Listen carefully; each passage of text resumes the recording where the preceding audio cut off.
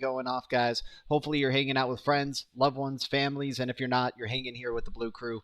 Once again, not a financial advisor, not a pro trader, and I'll never tell you what to do. Please let me know how the video quality, the audio quality is coming through, guys. Always appreciate the support. Thanks to any new subs and to any new members. You guys know how to YouTube. Let's get into it. We got BTC hitting the 19K range, guys. My lord. Is it reaching a bottom? Or is this just signs of worse thing to come? Are we starting the fall with the literal fall in crypto?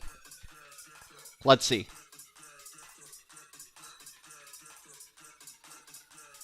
So if we look here, you know, things could be worse, I suppose. Right? At least we're not down at 19,350. At least we're not down to 17,799. Apparently that's where this wick went.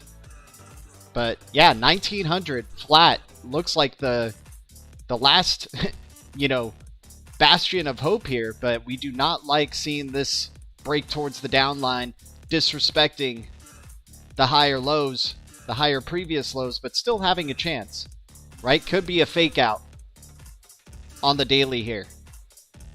We get some buying pressure. Next thing you know, we're all the way back up to 26K, creating a higher high, right? Stock RSI is near the bottom. MACD, selling pressure easing up. Not saying the TA is going to be respected here, but it looks like we're looking at bullish divergence. And I understand it's been red these past few weeks. Hell, the whole month of August, basically, it's been red for Bitcoin. I'm not saying the whole month of August, because August did start off on a good note. Then we just got dubbed to bond. Is September just going to be even more blood? Maybe even scary October, Halloween, right? But I'm just saying what the charts are saying here. It's a chance that this is a fake out and that next week could be really bullish, right? But that's for Bitcoin. And of course, I'm overly bullish on the whole prospect of the market anyway. In the general sense, I'm long on Bitcoin, long XRP. Just doing some weed whacking and I'm listening. All right, Digital Orgy, good to see you, man. We got Animal in the chat. How you doing? We got Jim D in the house. Good to see you, Jim D. I'm thinking of making collateral loan with Celsius to buy the dip. What do you think? I mean, I don't use Celsius. I'm not too familiar with it, so I don't know. I think there's probably better options out there full of XRP. I think just simply buying a crypto, maybe. But if you're thinking of taking out a loan, that's just risky stuff, man, especially with crypto. Gold and, you know, silver still kind of similar to what there was yesterday, but we see value in gold and silver there. We'll jump into the Twitter news, but let's see if anything is up in the past 24 hours. But once again, guys, it's just been bloody hell, right? Super red. But are there chances that this is just finding a bottom, tricking us, right, before this next relief rally? Because we do believe we are in a bear market. Don't get us wrong, guys. I think we are in a bear market. But that doesn't mean we can't experience nice relief rallies that give you signs of hope of thinking we're out of this bearish cycle, right?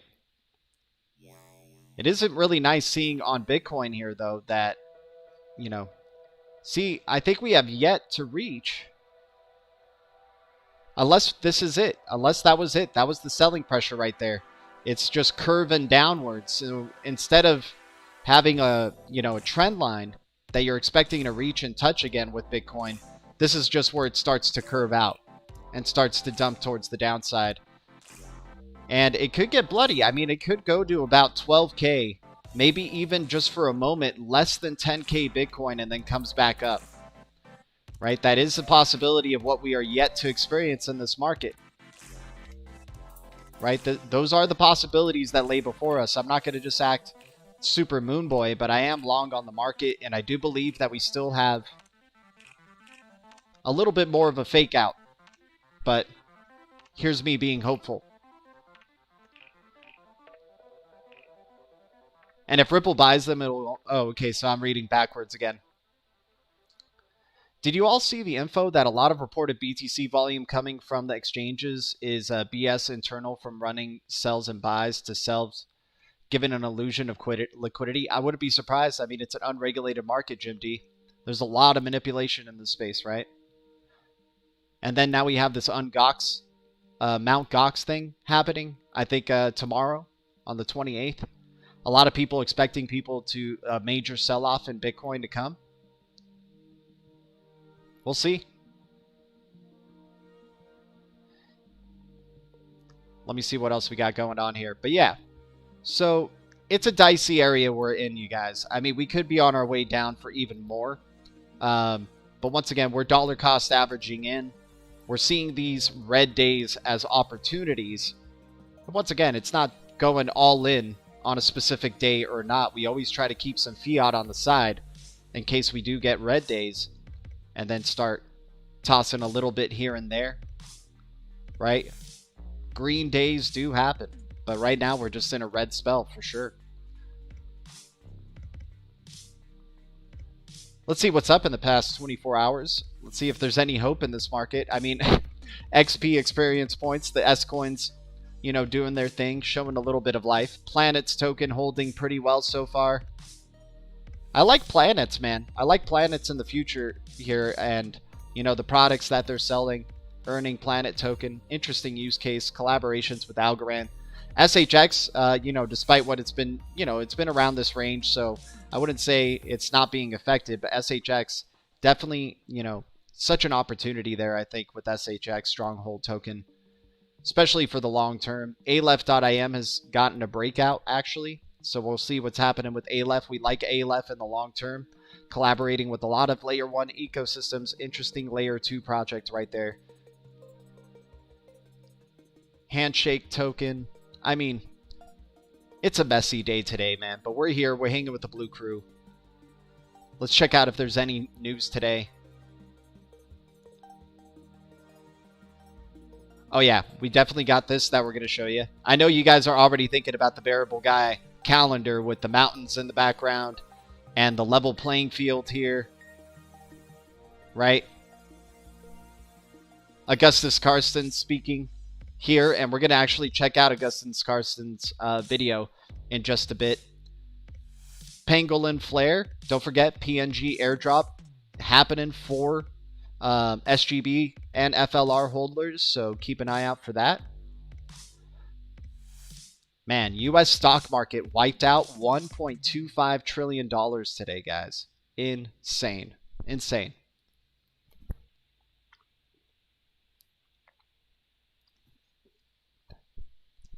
Nah, I'm narrowing down my pool. I'm going XRP, XLM, Algo, and HBAR with the possible knocking out of HBAR. Damn, you're really consolidating right now, huh, D. Amelin?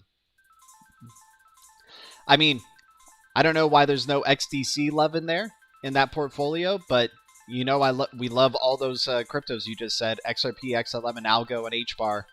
Definitely dig those.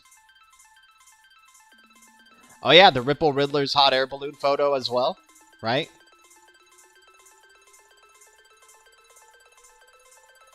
Yeah, I can't wait to check that video out with you guys. Oh yeah, I wouldn't. HBAR is a long-term hodl, man. I mean, this is the consequence sometimes of being so, in crypto and seeing it every single day, as versus to like a set it and forget it. It's like these type of days, are like psychological like battles here. You get really scared seeing your portfolio go down lower and lower. XDC is simply to the fact that I hate exchanges and don't want to sign up for another one, good or bad. Oh, I see what you're saying. I mean, there's an XDC wallet that you can have, and I think they're supported on Ledger. But yeah, I get what you're saying. I mean, I buy my XDC sometimes on Uphold or BitTrue.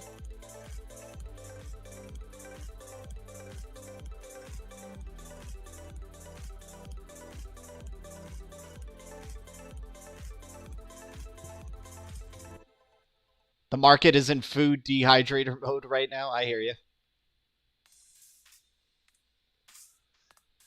I started on HBAR about a year and a half ago. The market is in food dehydrator mode. Yep. Crypto market will soon be jerky when we add that liquidity. Oh, guys, I mean, there's a lot of potential in this market, man. Like, for me, I try not to let these red days affect me, right? I see them as opportunities.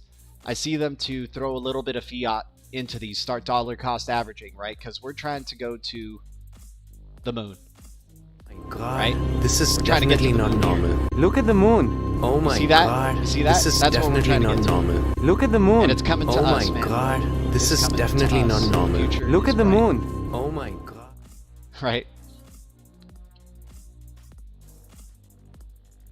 Want to know where we're going? Where it's going? We're going here. My God, this is See definitely that? It's not coming normal. to us. We Look don't at even the have to moon. move. Oh It's my coming to us. God, We have no this choice. is definitely not normal. Look at the moon. For being early investors, this is what happens. And when it comes, it'll be such a surprise. We won't even know what's happening.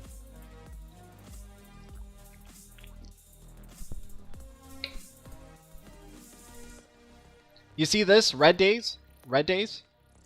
They're like this. Sometimes God, you're just this like, is oh crap, definitely not normal. the moon's gonna Look collide at the into moon. the Earth. We're all Oh gonna my die. God, Right? this is definitely not normal. Look at the That's a moon. literal Oh my interpretation God, right there. this But is sometimes definitely not normal. it can Look be at the moon. metaphorical. Oh It my means God, transition. this is Time definitely to not normal. Look at the change our moon. lifestyle. Oh my God, this is definitely not normal. Look at the Abundance moon. Oh coming my to us. God, this is definitely.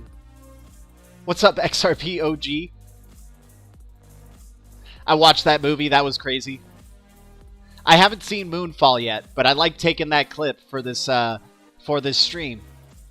I'm trying to figure out more like about these hotkey things and I wish I had somebody who could just do it for me, so I could just talk with you guys. But in the meantime, Look at the I gotta moon. do all the stuff in real time. Let's look at XRP's chart right here. Guys, there's still a chance here. There's still a chance for a pivot in this market, right? Still a chance. At least a short-term pivot. We agree with y'all that we're probably in a bear market, you know, but we think we still have a chance here. And this could be the one. This could be the one, right? The pivot could happen because we're getting overly greedy. We keep saying it's going to go lower. It's going to go lower. The way the you know, outside factors are, there's no way crypto has like any money that's going to be coming in for it soon. I mean, that's all FUD, guys. That's all the FUD, right? We've seen crypto do well during freaking 2020. The crypto market woke up. During the most catastrophic of times, the crypto market woke up, right? So can't always equate external factors to what's happening with the crypto market, right? But in the same way, you can't always expect TA to come through. But we've been on this bear cycle for a while already, guys. Already. Some relief rallies have to happen.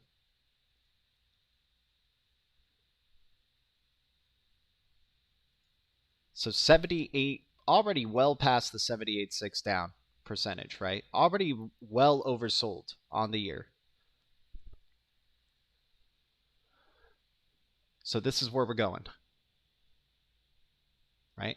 This is where we're going. Oh my god, this is definitely not normal. Look at the moon. Oh my god, this is definitely not normal. I don't want people to get overhyped and start buying right away and then it goes lower the next day, but the future is bright. This is definitely not normal. If it goes sideways, look at the moon. Lower, oh my god, still continuing this is on. definitely not normal. Look at the moon. Still making oh my XRP god, this is definitely not normal. Look at the moon. Oh my god, ODL, this is definitely not normal. Look at the moon. It's not oh stopping. my XRP god, this is cycle definitely not normal. Look at the moon. Oh my god, this is definitely not normal. Look at the moon. Oh my god, this is definitely not normal. Look at the moon. Oh my god, this is definitely not normal. Look at the moon. Oh my god, this is definitely not normal. Look at the moon. Oh my god, does it play the video? This is definitely not normal. Are you guys hearing Look at the moon. video audio oh my on the god, other side? This is definitely not normal. I think the moon needs Look to go. at the moon. I see you. Oh I see you. God. This is definitely not normal. Look at the moon. Oh, so wait, you guys can hear the video's audio. Oh, snap. Okay, thank you. I didn't know that. I didn't know that. It almost blew my brain out. I did not know that. I don't hear any of it on the other side. I am so sorry, you guys. But anyways. Okay, so now I got to be very cautious of when I use that. I gotta, you know, we're gonna can it for the live stream because I don't know how loud it is on your guys' end of the stream. Please forgive me. Okay. Let's check out H-bar. Somebody's thinking about leaving H-bar now. I don't know why, you know, and I'm not trying to criticize anybody, but the worst times to sell are these times, right? In my opinion. The best times to sell are these straight lines up, right? I mean, I'm not trying to, you know, like I've made mistakes as well and like have, you know, done the same thing. You know, I think it's part of the learning experience as an investor. But the best times to sell are when you got straight green lines up. Those are the best times to sell. Sometimes you sell a little too early and it goes up more, but at least you took profit. And at least you're not figuring out what to do with your portfolio when it's going down and sideways like this, right?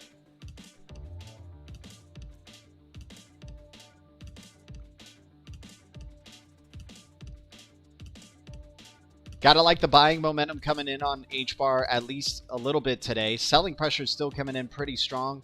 It's breaking down towards the downside from this channel, which we don't like to see. But if we could close around here, we've already closed on the daily yesterday at around this range. Now, if we can continue to keep closing around here and get some bullish momentum, this could be a possible fake out for H-bar. Could be this now. This could be the new support line. Still have a chance at going towards the upside. So I personally wouldn't be letting go of HBAR, but to each his own. Everybody's got their own trade strategies, right? But I think the worst times to sell any digital asset are when you're like bummed about your portfolio going down, right? Especially with long-term hodl assets like these. The best times are the times that you got straight green lines up, man.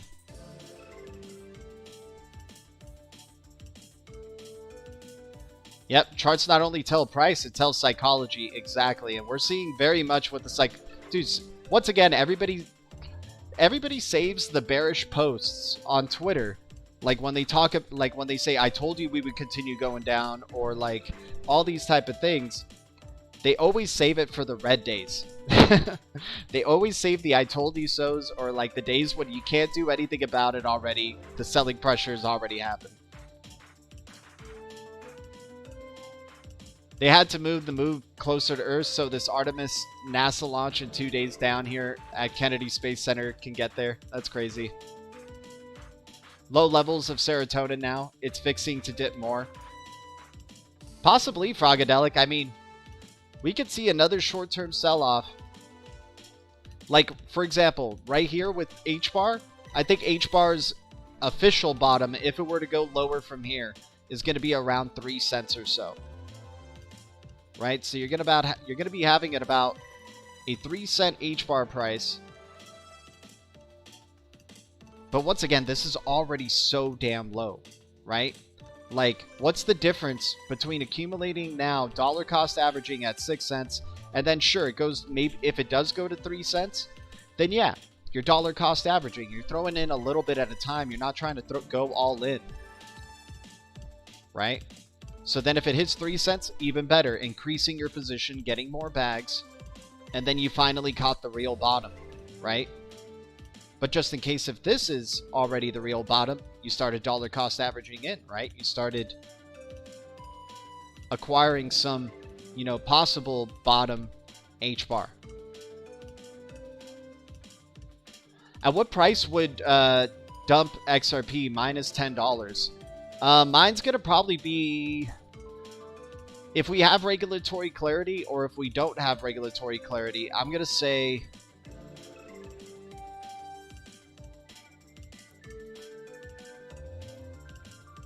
yeah, I would say $10 is pretty, I was going to say even less, but I think there's going to be so much bullish momentum for XRP because people are going to be so afraid of missing out when it's $5 range or $3 range. I feel like $3 for sure, right? But once it starts getting there, I think a lot of FOMO money comes in. People really scared that they've been missing out on XRP. So then it can help push it to close to $10. So I think $10 is a pretty wise one to sell, you know, to get some good profits. G, do you own any Telcoin or Casper? I own Casper. I don't own Telcoin.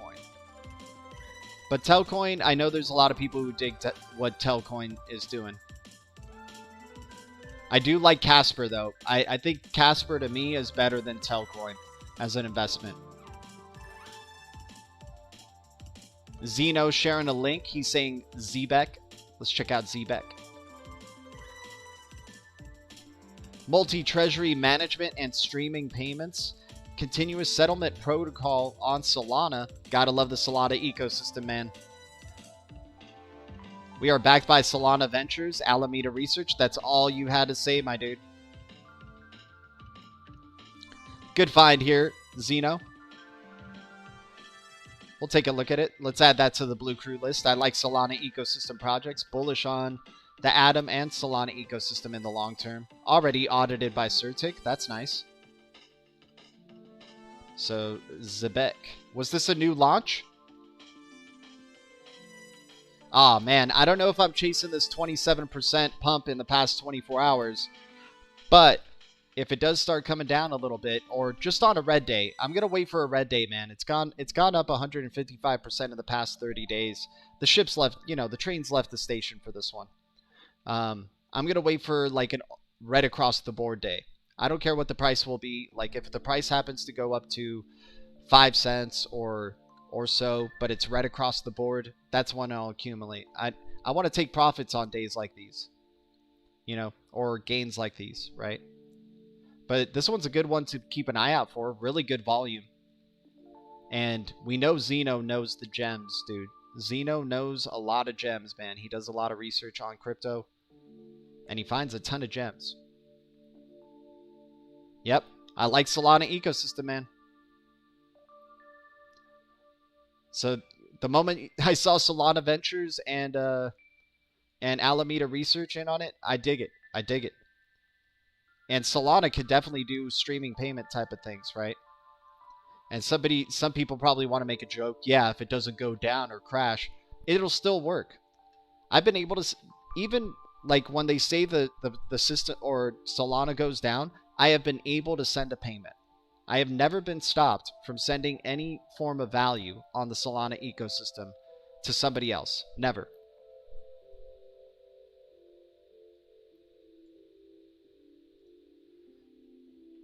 So wait, Zebek.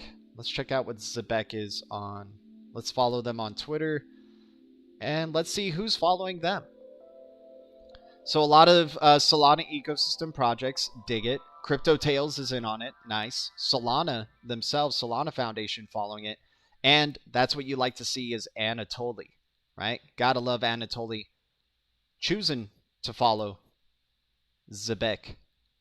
Would have liked to have seen, you know, FTX possibly following them because possible liquidity in the future for them.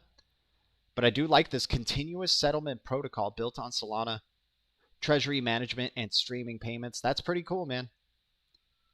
Based in California. Hometown, homegrown project.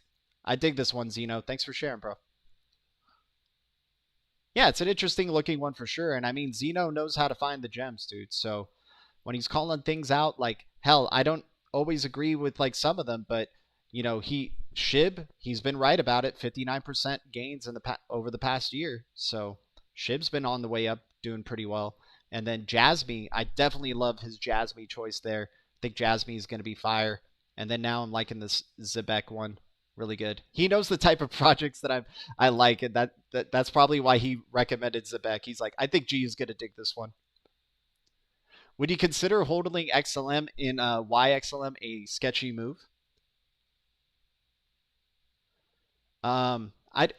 Is YXLM the F asset for Flare or something? What is YXLM? Sorry if I don't know what that is. But I like holding XLM, definitely. All right. I think we've had enough time in the stream. And guys, unbelievable, man. 16 viewers, 11 likes on a Saturday. Appreciate you guys tuning in. We try to stream daily, anywhere between 10 a.m. or 12 p.m. PST daily. If we don't stream around that time, then we're probably not streaming the rest of the day. So, you know, just stay, you know, if you keep your notifications on, you can get notified when we stream, but it's always going to be around those times that we start streaming. And then we provide a lot of news, you know, obviously talk crypto, and mostly XRP community focused or XRP focused, but interledger protocol is at the crux of what we like. And ISO 20022 CBDCs, regulatory compliant cryptos, real projects that are actually building real software that can actually, you know, sustain success over a long period of time, right? Developers like building on it. VCs like investing in it. Yeah, Holochain made a lot of noise during the last bear cycle. I remember Holochain having its day in the sun for sure. For some reason, I just don't... why isn't Holochain popping up? Did they change their ticker? Holo token, here we go. Yeah, we have hot on the BLUECREW list here. I mean, yeah, if there was a time to acquire it, it's probably around now. Right? I remember how many people FOMO'd in at around a penny or so for Holochain. But these are the times to be acquiring things like this, right? Things like Holochain. is when it's under a penny and nobody's really talking about it, and Digital Orgy keeps the eye of the tiger and says, hey, I feel like I see some value here. Did we all forget what Holochain did in 2021? Right? 3 cents in 2021, all in the matter of a few months, man. It went from, you got a full-on 10x or 30x plus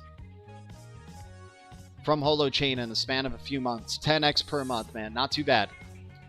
Why XLM is wrapped XLM? Oh, okay. Lobster Wallet, you earn yield. Oh, I got to check that out, man. I wouldn't say it's sketchy then at that point. I mean, once again, I always prefer like keeping the super valuable cryptos on an exchange. But if you have like XLM that you're willing to lose and kind of take some extra risk with, then yeah, I don't see any harm, personally.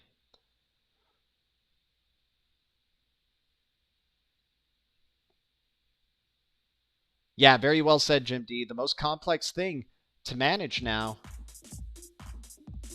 The most complex thing to manage now is double factors of time value of money compared with the time rate of currency deflation from hyperinflation, forcing ever more fiat printing. Exactly, my dude.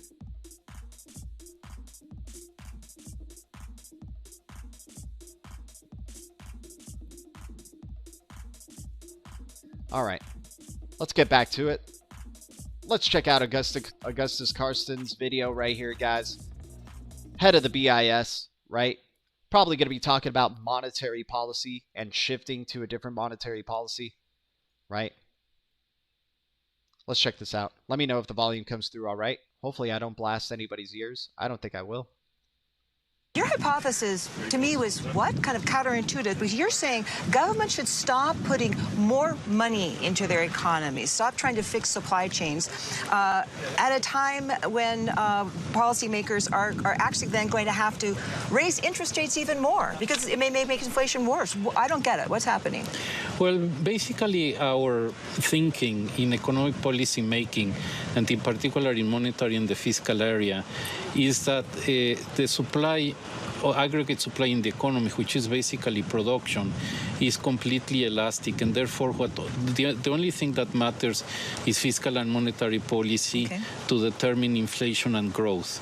But what we have seen is that the shape of aggregate supply has changed, and therefore, depending only on stimulus, you can affect both growth and inflation. And now that we have inflation, it's very important to mind in which way can we stimulate growth without depending so much on aggregate demand. And that basically implies go into the nitty-gritty of what really creates economic activity. You know, all the factors that affect the shape of aggregate supply. Okay. So what should be central banks doing while many of them are, fighting surging inflation, getting ready to raise rates more? What should they do? Well, at this stage, to basically bring inflation under control. I think to generate more growth, you need more savings, you need more investment, and a key determinant of investment is the real rates of interest. So if central banks are successful in stabilizing inflation soon, the consequences on real rates of inflation will be minimal. Therefore, that should stimulate investment, that should stimulate aggregate supply, and that should preserve a better balance between growth and inflation. Is this a bigger problem for emerging markets? Is it a bigger problem for developed countries, which are the ones that have all the fiscal resources to spend? Who does this affect the most? Well, I think at this stage it's more a problem for advanced economies. I think advanced economies have overused fiscal and monetary policy to get economic activity going. And what we have seen, and that's what I claim in my speech today, is that those policies have hit a limit. The policy space is not there any longer. Take, for example, monetary policy. If you implement a very aggressive monetary policy, it would only go to inflation. Right. If you stimulate too much the economy to fiscal, it will enhance also debt. It will increase aggregate demand and will also generate more inflation.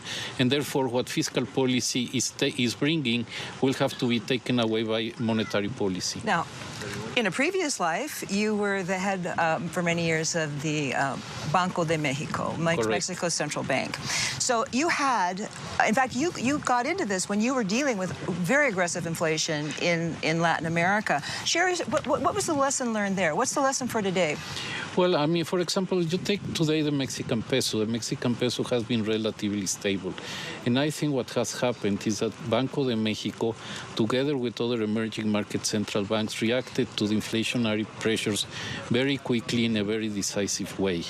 Therefore, I think that what we learned after so many spurts of inflation is that you need early and determined and very, very persistent action against inflation. So, have countries, I mean, the Latin American countries were the most aggressive rate hikers, right? And yes. They threw around 7,500 basis points like nobody else in the world. So, did they learn the lesson? And have they kind of beat their inflation? Are they peaking? I think that's what the people are wondering how long this is going to take. Well, I mean, they're still not done as many other central banks, but I think they're ahead of the game.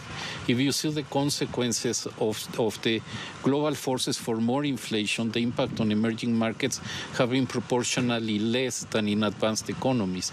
The fact that inflation between Mexico and the U.S. is the same, that means that proportionally the impact on inflation in Mexico has been less.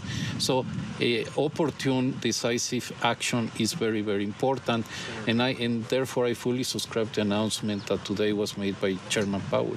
Okay, very quickly though, and you support the announcement. I got to quick that quickly. You support his statement. Why and what do you support about it? The clearness of the message, the fact that this is not a sprint, it's more like a medium-term run. And you have to be very perseverant to bring down inflation under control in a decisive way. And you've been there, done that, so you know. Absolutely, okay. Yes. Oh yeah, he's been there, done that. Right. Sure. Very clear message from Powell. He says, all right. But it's funny that they're using kind of Ripple terminology, right? This isn't a sprint. It's a marathon, right? You got to crawl before you walk. All that type of stuff that we hear. I mean, Ripple's not the only one to use that type of statement. I understand that, but you guys get where I'm coming from. All right. Let's lower the volume here. Appreciate everybody tuning in. Guys, thanks so much for, I think, over 10 likes now. You guys are amazing. Thanks for the support.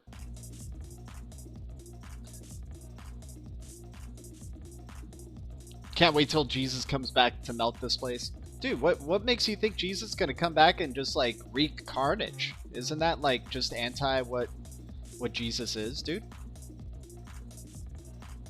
You don't think Jesus is just going to come in and then, like, all of a sudden, just, like, everybody's, like, innermost spirit, like, best self of their spirit finally comes out of their body and says, like, yeah, you know, you were this thing before, but now you're in the light. Welcome home. You were lost, but now you're found. Weren't the scriptures written by humans, though, dude? Like, do we trust humans as a group to, like, keep pushing forward an ideology over time? I mean, it seems like you don't trust humans already, so why would you trust, like, paper that was written by humans and that committed violence against other humans to believe in that word, right? Weren't there, like, something like the Crusades that were, like, in the name of God and Jesus and trying to spread Christianity?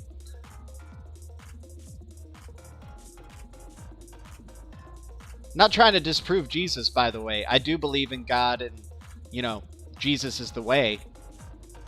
But, like, you know, it's all about the intention of the guy, right? Like, whether these scriptures or words, what they say, I'm not trying to say you could throw them in the fire and burn it away. It's obviously relevant to keep around.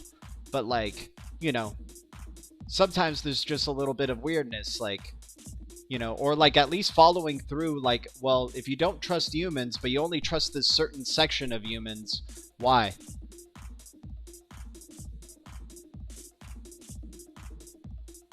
And of course, like, they're in words that you were trained to understand, right? Ever since you were a little kid, you were trained to understand the ABCs, to understand certain frame of words, right? Already being boxed in of potential communication.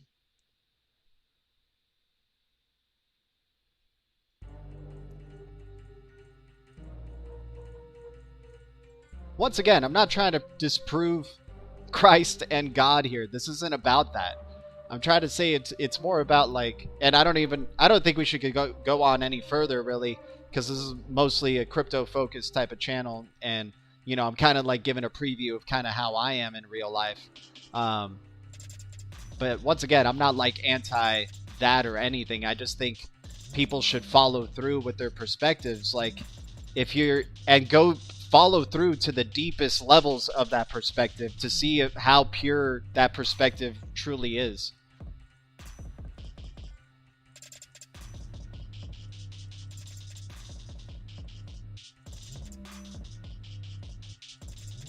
Jesus, what? Hey, man, I'm not calling anybody a dummy here. I'm not doing that, Ron T, but, you know, let's get back to crypto, though. And once again, I'm not trying to laugh, dude. I'm not trying to laugh. And, you know, you wishing me to cry later, like, I just wish nothing for the best for you, bro. So, you know, if you wish for us to cry later just because we don't agree with your certain perspective, there's something, you know, to reflect on there if you choose to. Once again, I'll never tell you what to do. I don't know that much about stool pigeons specifically. Oh, okay. I gotcha. I mean, dude, we can't be too certain with anything. The future is open wide, man. Anything could happen.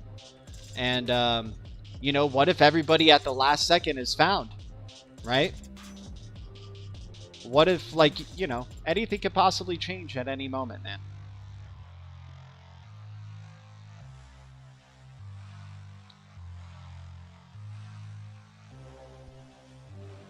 Once again, I'm not saying I'm the purest of people either. I'm definitely, you know, just like anybody else, you know.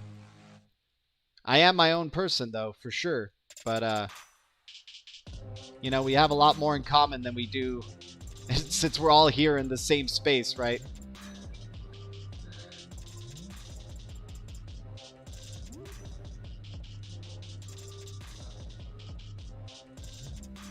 But as long as you're not wishing it, Sniff, then, you know, nothing but love to you, man. And once again, I'm not even really necessarily talking about you, dude. Always appreciate you, man.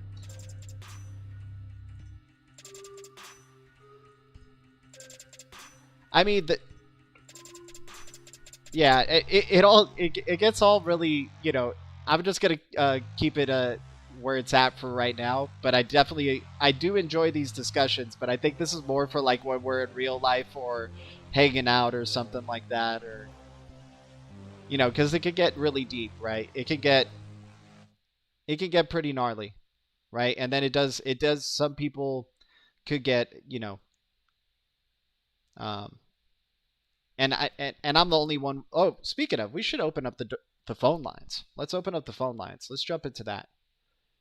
Appreciate everybody tuning in, by the way. It's been an interesting stream nonetheless, but it is Saturday, and I hope everybody's Saturday is going well. I hope you guys are ending the week off right, and I hope some of y'all are, you know, got plans with family, friends, and good times ahead, without a doubt.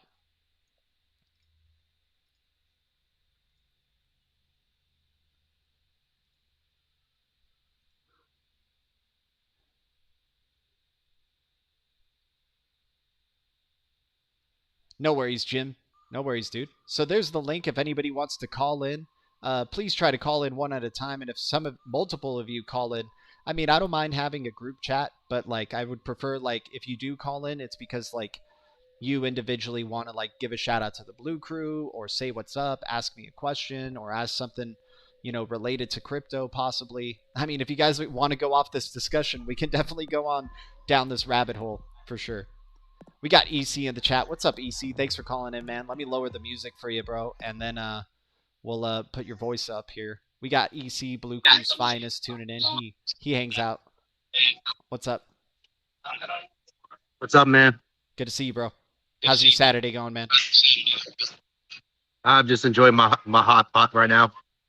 Nice. Oh, I like the fields in the background and the mountains there. Is that your Augustus Karsten's background there? Yeah, that's just what gave it to me right now. Oh, we can't hear you now all of a sudden, man. I don't know what happened. Did you mute yourself? Can you hear me now? Hello? Let me know if EC's coming through for you guys. I can't hear him right now, though, but I was hearing him earlier. Green Giants, I appreciate you. And everybody who's saying thanks for the stream or thanks, appreciate all of y'all. And yeah, let's not... No, Sniff supports the channel a lot, man. Whether he likes XRP or doesn't like the XRP, the guy, he's a good dude, man. He comes through and, supports the channel and hangs out with the Blue Crew and talks with all of y'all. And, sometimes we all have disagreements, man. But other times there's moments where all of y'all are, agreeing with each other on a lot of things, too. So let's not let our disagreements or differences divide us, right? All right, let's see if we can hear you now, EC. Can you hear me? No, we can't hear you, bro. No? Okay. Can't be open.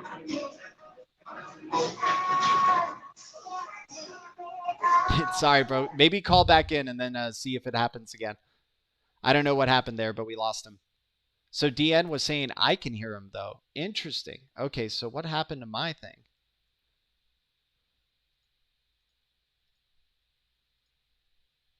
Here, let me just drop the link again. Oh, maybe...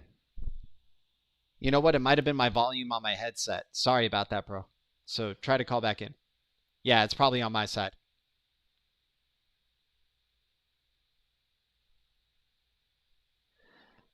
Ron T, yeah, you're a new Blue Crew member here, but I can take the wrench away as fast as I've given it, man. Let's please not, that's not a really good first impression coming in, and already the first two comments that you do are kind of like name calling, dude. Please, all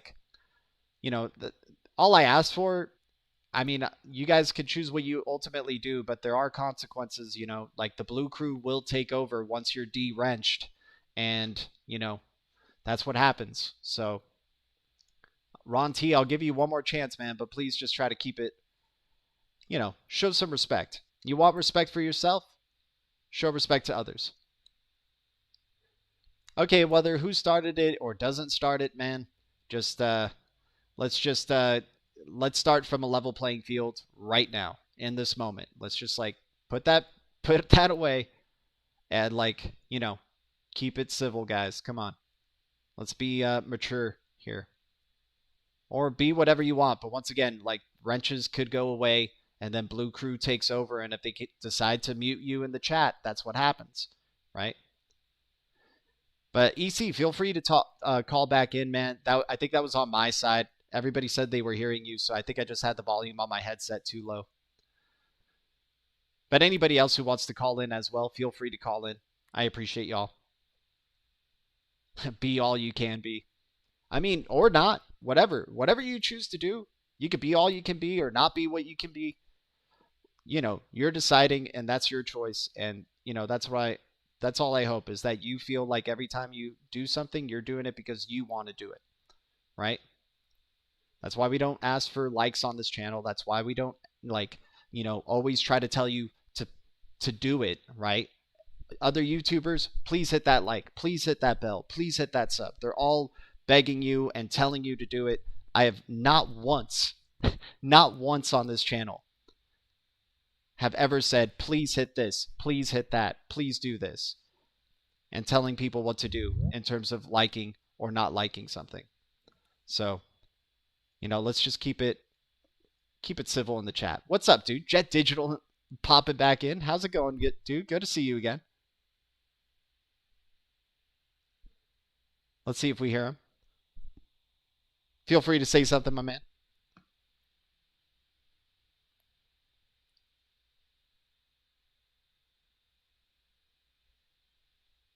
Bueno. Yo, what's up, Jet Digital? Good to see you, man. Bueno. Yes, see, everybody's got their EC or their Augustus Karsten's backgrounds going with the level playing field and the mountains. EC brought it. Jet Digital's bringing it. He's talking in Spanish. He's like, was Augustus Karsten's talking about is the former governor of Mexico? Or the former Bank of Mexico governor talking? Hello? Mino Santander. Mino Santander. What's up, man? I just wanted to stop by and say hello. Yes, appreciate it. I saw your post. I've been missing it for a while. I've been meaning to come on here a couple of times, but just want to say hello. Thank you for what you do. Appreciate you.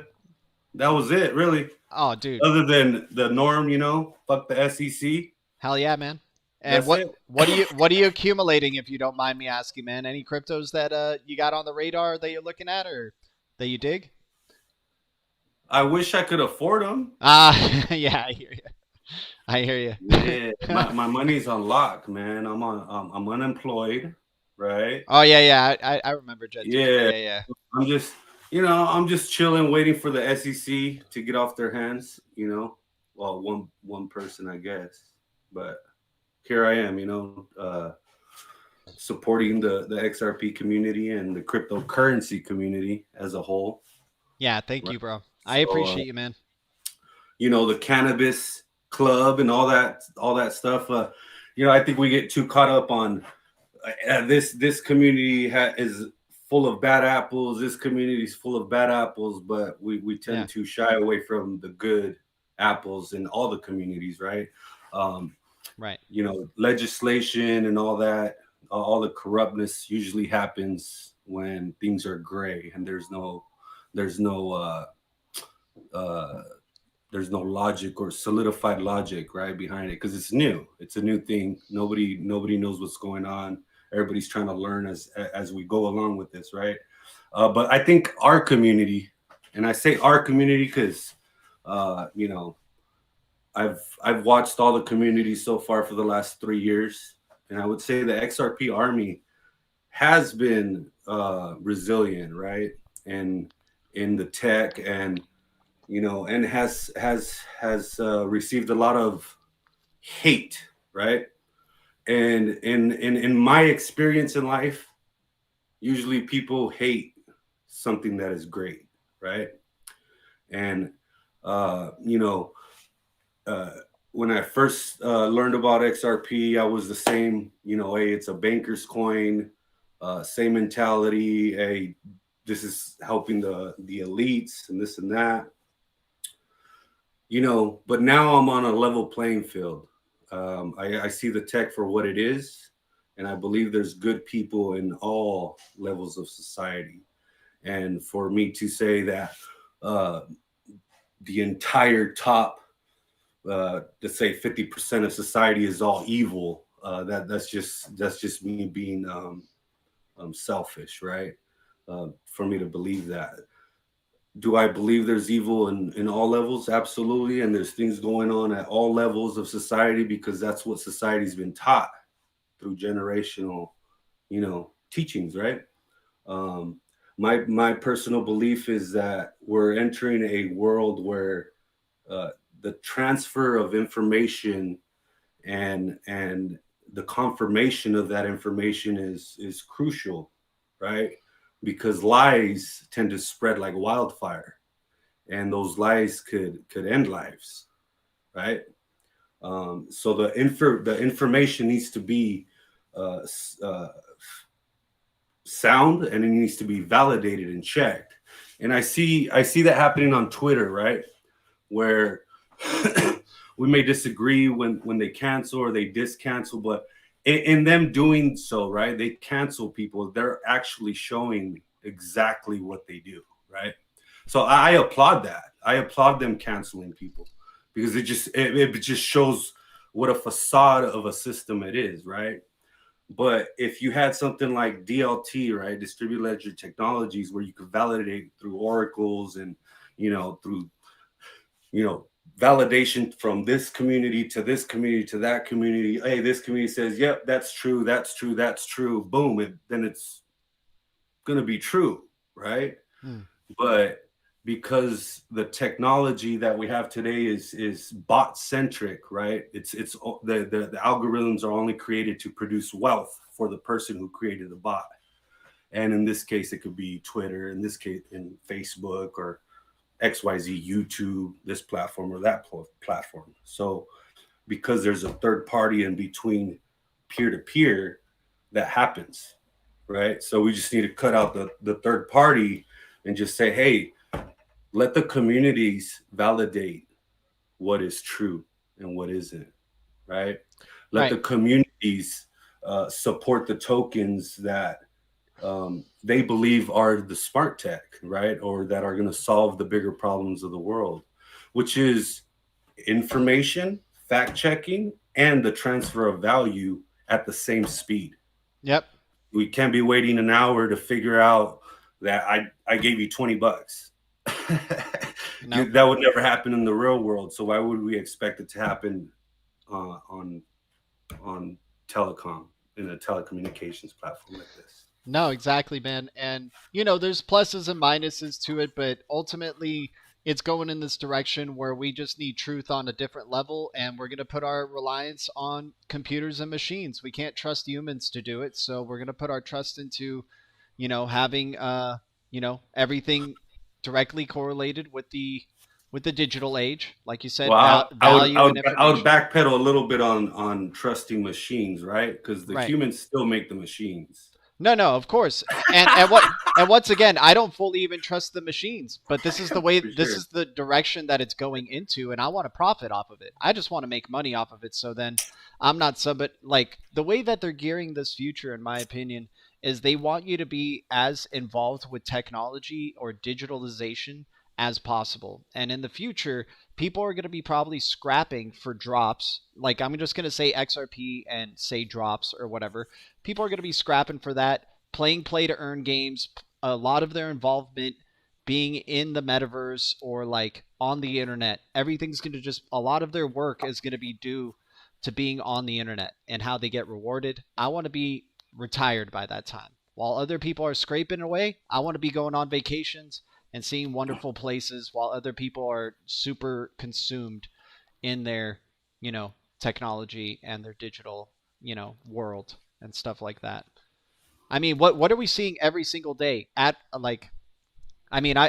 unfortunately am part of this as well. Like, obviously creating this channel, having people coming through and joining and talking, but it's like doing this now versus as opposed to doing it later in the future, and the applications are just building up, more trust in using your phone for payments, for your banking, for calling a ride, or all these things. Everything just like in there, right? So a lot of people want, a standard. Yeah, exactly. And that's what they're craving is a lot of people want a standard for, for value, for digitization and what's going on with all the data, all this, fake news that's or the concept of fake news, going away. So what's that making us? It's making us more strict. It's requiring us to have everything backed digitally, so then we can always look back at the digital information and being like, there you go. That's where, this is where it all started. That's where it all began. But no, I see where you're coming from, man. It's like there's definitely the good and the minuses from having everything digitally backed, Yeah, no, don't get me wrong. I don't believe everything obviously electronic or is the way to go, right? To live life. I'm not saying that. By no means am I a pro digitalized. No, I hear you, but we know it's going that way.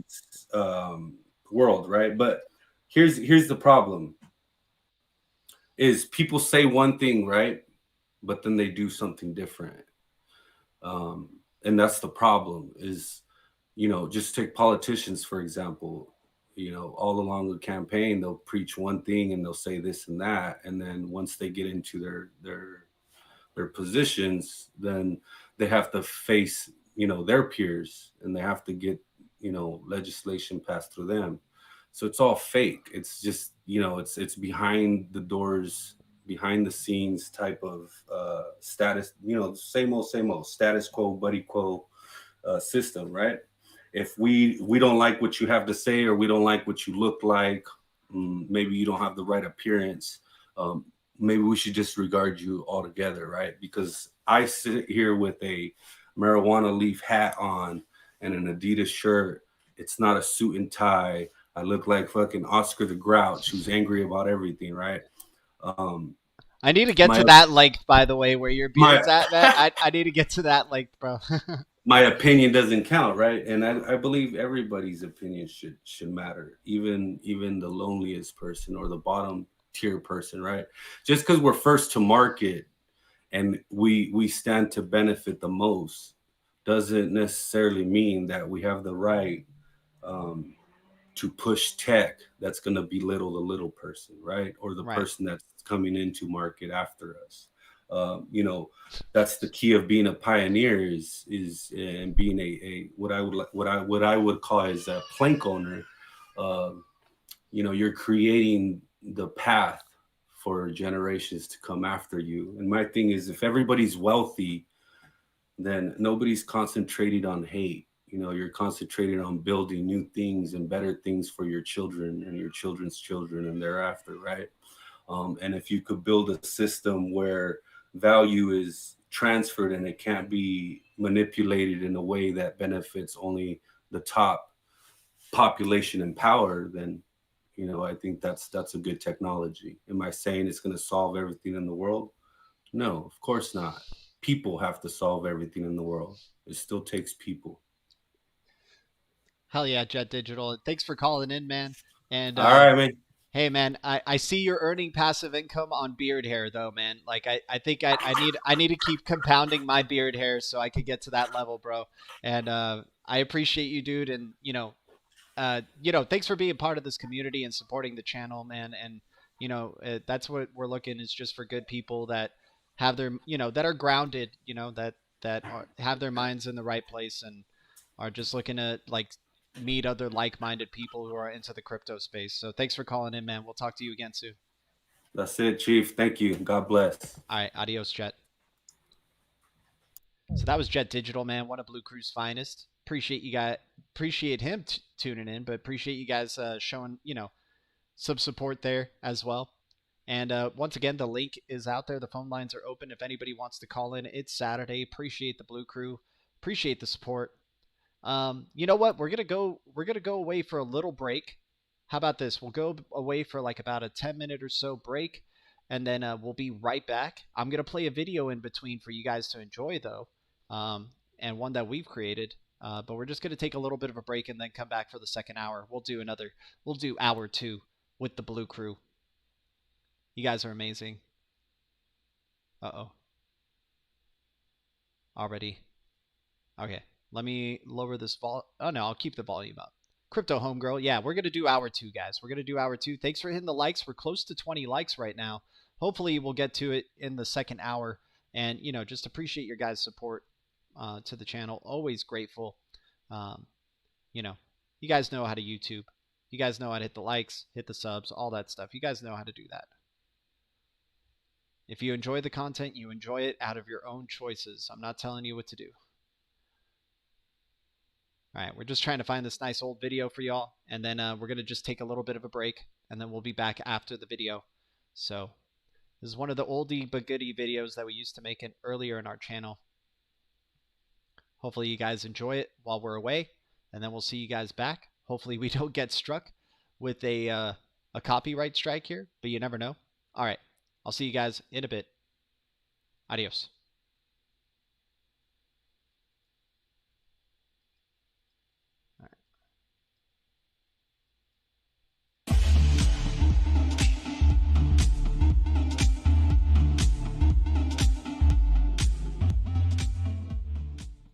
Received venture capital funding and received about $13 million. What was the pitch?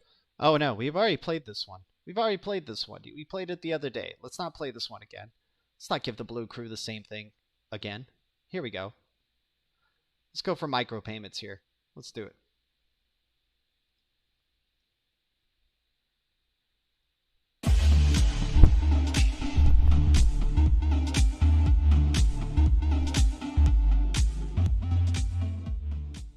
Greatest people are self-managing. They don't need to be managed.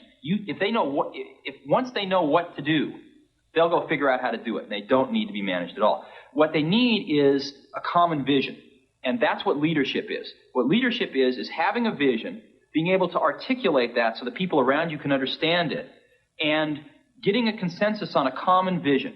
We wanted people that were insanely great at what they did, but were not necessarily those seasoned professionals, but who had at the tips of their fingers and in their passion the latest understanding of where technology was and what we could do with that technology, and who wanted to bring that to lots of people. So the neatest thing that happens is when you get a core group of 10 great people, it becomes self-policing as to who they let into that group. So I consider the most important job of someone like myself is recruiting. We went through that stage in Apple where we went out and we thought, oh, we're going to be a big company, let's hire professional management. We went out and hired a bunch of professional management. It didn't work at all. Most of them were bozos. They knew how to manage, but they didn't know how to do anything. And so if you're a great person, why do you want to work for somebody that you can't learn anything from? Inscribed inside the casing of every Macintosh, unseen by the consumer, are the signatures of the whole team. This is Apple's way of affirming that their latest innovation is a product of the individuals who created it, not the corporation. In 2019, I've actually had a lot more conversations with people that have heard of Interledger and are like, oh yeah, that's a really neat technology. I've heard good things about it. And also the message about interoperability is resonating much more widely. I think both in the cryptocurrency community and then also in the broader payments ecosystem. There's just so much fragmentation, and the direction is only towards more fragmentation. Maximalism is slowly dying, continuing to die a slow death. And I think the realization is that it's much more powerful when people work together to build something. So in the crypto community, there's a lot of tribalism and a lot of like, oh, your thing is stupid.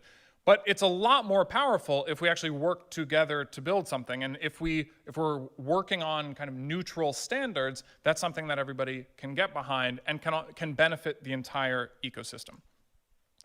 So just to level set, I think we have a massive, massive opportunity here. When I mentioned the thing about all the money, I started saying that as a joke, but I also kind of mean it. Like that is really the goal. We are faced with the very gravest of challenges. The Bible calls this day Armageddon, the end of all things. And yet, for the first time in the history of the planet, a species has the technology to prevent its own extinction. So let's go through the demo one more time just so you can see kind of the streaming payments part a little bit better. So I'll pick the same website. So here on the right, you can see like the total paid right now is 500 drops. That's to pay for the AI. Now we're streaming to pay for the packager. So this is going in 250 drop intervals. And then we have a larger expense to host the website, 9,000 drops. It's over 9,000 to actually buy the domain. And then finally, we tip the developer 1,000 drops. And so if I make an app like that, I have a built-in business model. And I think that's really the key point to get across here is I think this will have a huge impact on the web, where think about if I start a convenience store, I don't need to think about what my business model is. My business model is people pay me when they come buy things. When I open a restaurant, I don't think about my business model. My business model is people pay for the food that they eat. On the internet, we have this weird thing where like there isn't a good way to charge people for using your website. And so we build advertising, we build subscriptions, and all kinds of hacky workarounds for like how to get money out of people just from visiting your website. And I think this will present a pretty efficient alternative in the future where people can just pay you for using your site. All of you praying with us need to know that everything that can be done to prevent this disaster is being called into service. The human thirst for excellence, and knowledge, l'excellence et la connaissance. Every step up the ladder of science, every adventurous reach into space, all of our combined modern technologies and imaginations, even the wars that we fought have provided us the tools to wage this terrible battle.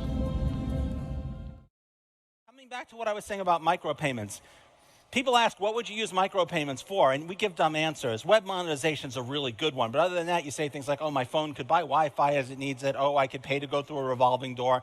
Those are all dumb. But if in the 90s you asked me what people would use electronic mail for, I would have given you bad answers too. Or what they would use streaming video, I wouldn't have told you cat videos. Like, I don't know what people are going to use micropayments for. What would you use this packet of data for? You don't use a packet of data for anything. You assemble packets of data into bigger, complex things. So this is the thing. You can make a $1,000 payment with a large number of micropayments, and there are tremendous advantages to doing things that way. So the trick here is that that trust element is eliminated. So if I'm making a $1,000 payment as a series of micropayments, if I'm getting a really good exchange rate, I could stream faster.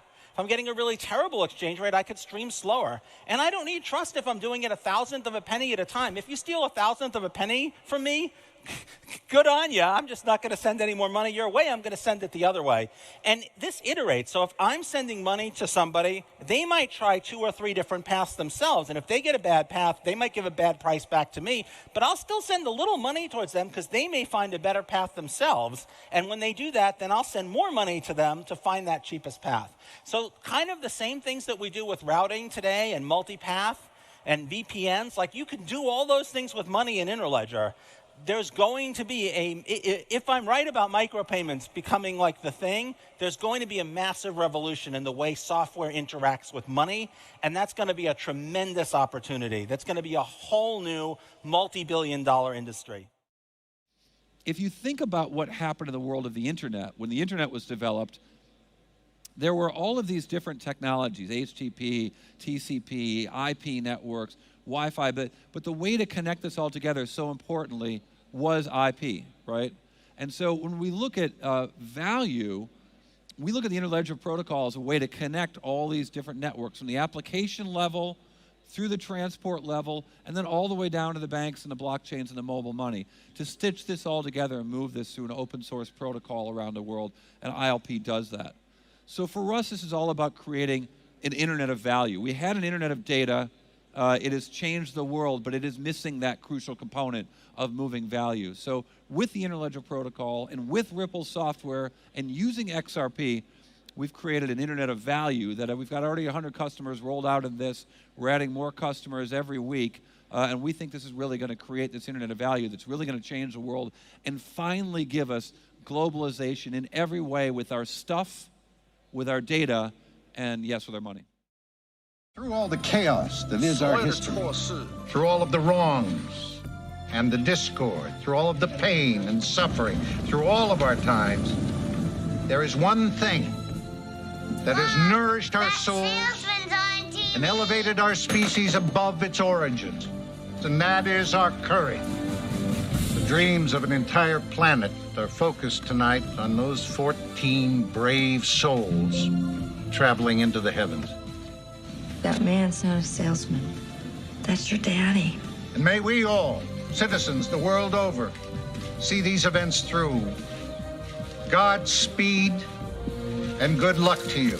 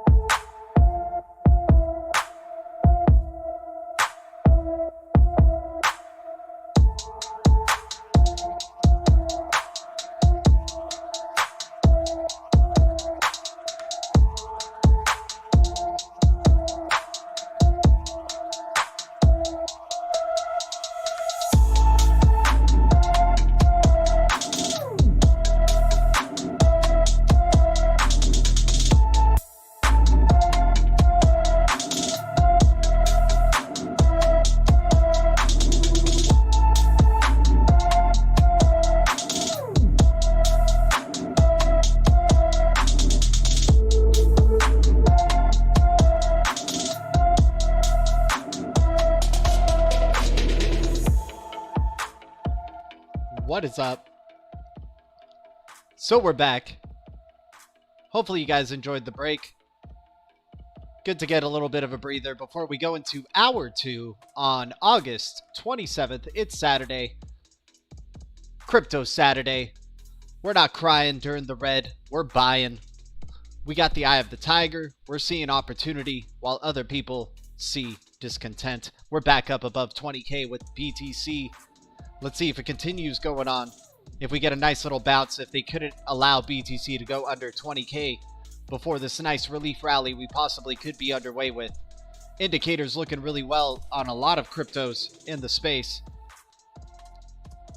Even for Bitcoin. There is potential for a fall off to the bottom. There always is. We've already broken down past a support trend line that we set up, right? We were creating higher lows at this point. But we have had that happen before, right? Right here when we hit the low for BTC at around 18K, 19K right there, 18,920 it says. We went up pretty quick, $3,000 worth up, almost $4,000 worth up on BTC, and then came right back down, right around that 18K, 19K region. So that could be the case right here of what we're seeing is this bounce from July 13th, 19,000, creating higher low, higher high, but then coming back in the short term, right? And still around that range, still higher low than the previous long-term low. Let's look at the monthly or the weekly here with BTC. And so far, you still have that chance of creating a higher low. You just got to zoom out, right? Still a potential here for crossing over, getting a nice relief rally, taking you at least, I wouldn't say 30K. I'm going to be a little bit more bearish on the relief rally here. I'm going to say about 28K. Possible launch to 28K BTC if things break right. If TA is respected, if TA is disrespected on the monthly, we're going down and possibly to around 9,500. I know that sounds stupid bearish, but it could dip really quick under 10,000, and then that's when buyers could come in on that day, right? And then just take us to about 11K, 12K if it does break bearish, right? What's up, DN? DN is out of here. All right, DN. Appreciate you, man. Always appreciate the support, DN. Let's open up the phone lines again. Let's set up another meeting. If anybody wants to call in, give a shout out to the Blue Crew.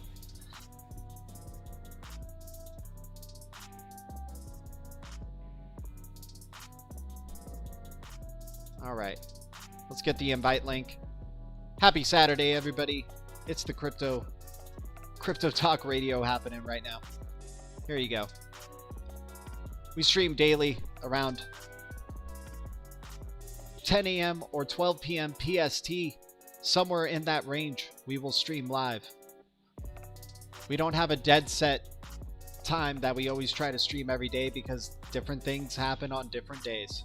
Can't always predict the future, especially if you're just trying to go with the flow. Have fun, DN.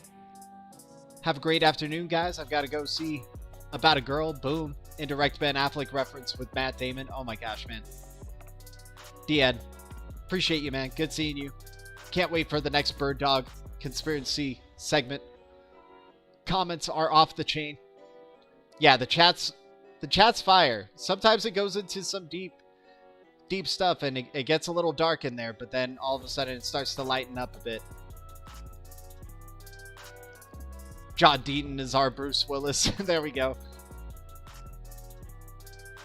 Everybody's been crying. All right. D. Haviland saying, I said 7K BTC about 8 months ago. I think I remember you saying that 8 months ago, my dude. Could have saved us a lot of money if we took it, for some of them we were able to cash out at the highs, right? Like some of them were like, awesome. Happy we got to cash out with the highs with those. And then other ones, it was like, damn, this fucking sucks, right? certain things like that happen in the crypto space, especially if you're well diversified. You know, certain parts of your portfolio, you're like, damn, I really believed in that project and it just died. And then, oh, I like this project and it's been doing well, right? And luckily we got to identify a top, got lucky at certain tops, right? Hopefully that's the case for some of y'all. I don't know your guys' situation, but I hope you guys are all benefiting from the crypto space more so than losing from it. But do what you want to do. I'm not a financial advisor, not a pro trader, and I'll never tell you what to do. Let's see what's up in the past 24 hours here. PIVX is an interesting one. You can run a node for PIVX. We've actually pointed it out, I think, you know, a few times in the past, if I'm not mistaken. Very low supply at 24 cents. It's one that you can like mine and run nodes for, right? Let's see what master nodes online calls PIVX. And there's a lot of like node centric type of ecosystems that have respect for PIVX, right? It's up here in one of the top master nodes online right here, PIVX. ROI about 8.9% with it. Good amount of nodes running on the system. About $2,000 worth though to run a node, a master node for the PIVX ecosystem. Right? Go to PIVX. Your rights, your protection, your funds. Experience the freedom of global digital cash with Shield user data protection. Be your own bank with full control of your digital assets. Right? You can download the application. It's been featured.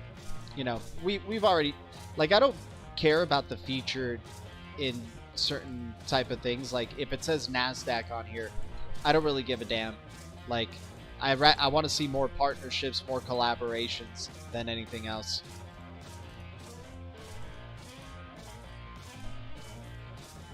Open source decentralized peer-to-peer currency featuring advanced user data protection features, community governance mechanisms, proof of stake consensus algorithm, and multi-purpose master nodes. So the master nodes are expensive, but this is one of the OGs in the master nodes and highly respected in the master node space. So PIVX, you know, not looking like a bad opportunity during a bear cycle. And I know the ROI seems really low, but this is one that can possibly fluctuate in value in the future. And I'm not trying to say drop $2,000 on PIVX. We're just identifying possible reasons why it's been fluctuating towards the upside recently. You got a combination of lower supply, pretty low price. The amount that nodes are worth are definitely way less than what it was worth when it was about $14.56, right? So PIVX is a high volatility crypto without a doubt, going from 0.004, you guys, to about $14 it says right here at some point, right? $14.56 being the all-time high. You know, so many factors that can make this a pretty decent investment, at least for the long term. But, you know, once again, just bringing out a possible opportunity there, not saying what to do. By the way, let me know how the visual, the audio, and everything is coming through. Guys, thanks for sticking around for the second hour. Hopefully you guys enjoyed the break. Thanks for the 12 viewers, the 23 likes. Hopefully everybody's having a wonderful Saturday out there. We're hanging out with the crypto communities here. Fifth Element, big bada boom and all. Yep. All right, let's restart this. Hoping for just one more pump before total market devastation. I need to move and go to Vegas for meetup. Crypto homegirl, I'm hearing you. I feel you. Like, I feel like, you know, that's where we're kind of at right now in the spaces where it's like, damn it, man, we got to get a relief rally, right? Like, we chose to buy the dip at where we chose to buy it, right? So now we want to see that relief rally happen. Take those profits, know that we're going to take profits, and know that we're also still in a bearish cycle here, right? That there's no guarantee that crypto adoption is going to be increasing significantly, at least in the next year or so. Global catalysts can make that a thing for sure. And once again, so many cryptos are 90% down. so many cryptos are 50+% down, like major cap cryptos, for example, BTC, right? BTC being so close to 70,000 and now already more than halfway down from its all-time high. Testing previous areas of resistances, right? The previous high here of about 16,000 for BTC. You still have a chance of trading that, at least in the short term, as a previous support or as a chance of support, right? So you get a relief rally, and then if it ultimately does decide to crash and go sideways, it would be, you know, after that relief rally. But some people are doing pretty well shorting the market, right? They know that it's just going to go lower all in all long term, right? There is that, we've already placed where a possible bottom could be, which is around, yeah, 7,500, 8,000, right? Yeah. D. Haviland, question is where the big money comes flowing. Well, also, if there's regulatory clarity in this next bull cycle, we have a chance right now where we're at for this SEC lawsuit with Ripple to cease. This is one of the biggest lawsuits and so important for the crypto industry, right? Because a major cap crypto is really going through an extensive process to identify, you know, legislation, monetary policy for digital assets, to really have a clear description so they know how to judge the rest of the digital asset market. And by doing it with this major cap crypto, right, like Ripple, like XRP, it helps them identify so many of their copycats as well, right? Because there's a lot of, you know, a lot of digital assets out there that are going in the direction that Ripple was. Remember, Bitcoin's original intention was to be the one currency above all currencies, right? To be the alternative choice for transactions versus anything else, right? And now we're going instead into the narrative that XRP Ledger introduced, which is interoperability, right? Being a bridge to other forms. You pay with whatever you want, but we want to just ensure that you can get instant settlement and cheaply. Yeah, 10-cent XRP would be, whew, delicious. Bring it. Bring the 10-cent XRP. If Bitcoin does crash down to 8K and XRP does crash down to 10 cents, man, the Blue Crew is going to be on fire that day. And Darcy, you've called it before with other things too, right? So if Darcy is right yet again, and we're seeing a 10-cent XRP, man, Eye of the Tiger is going to take over. That's where we might, instead of dollar cost averaging, we're starting to increase the dollar that we're putting in every time on XRP.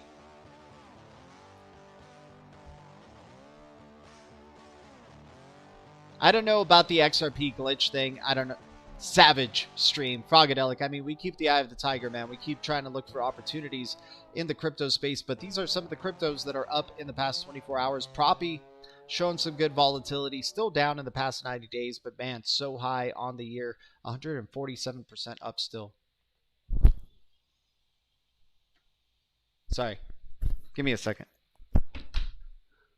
I got to close this up. But still so much potential here with Proppy.